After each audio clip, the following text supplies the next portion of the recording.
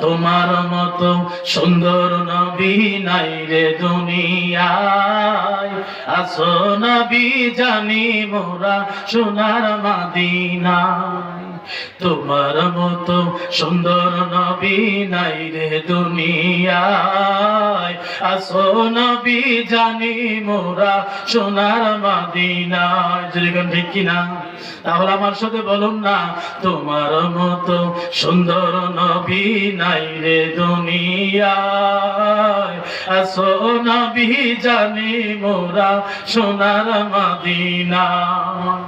দেখিলে যারা গুনাহ জরে, দেখিলে যারা গুনাহ জরে, দেখিব তাকে নয়ন ভরে, কোন সাধনে পাইব তোমায়।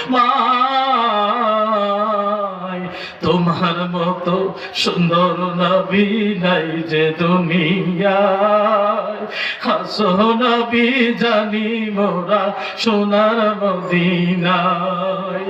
তোমার মতো সুন্দর নবী নাই রে দুনিয়ায়, আসো নবী জানি মোরা সোনার মদিনায়।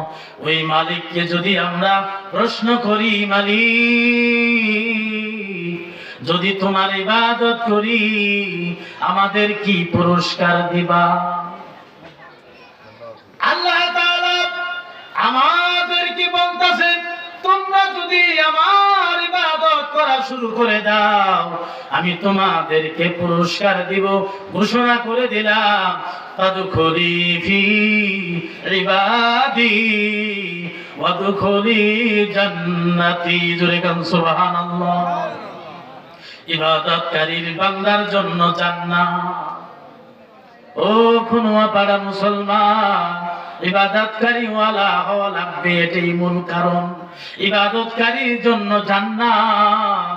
এবার ইবাদত করব মন মতো না নবীজির তরিকা মতো? নবীজির তরিকা মতো। আল্লাহ তাআলা কোরআনের এক জায়গায় বলেছেন, ওয়া মাইয়াতি রাসূলা ফাকাদ আতা আল্লাহ। আল্লাহু আকবার।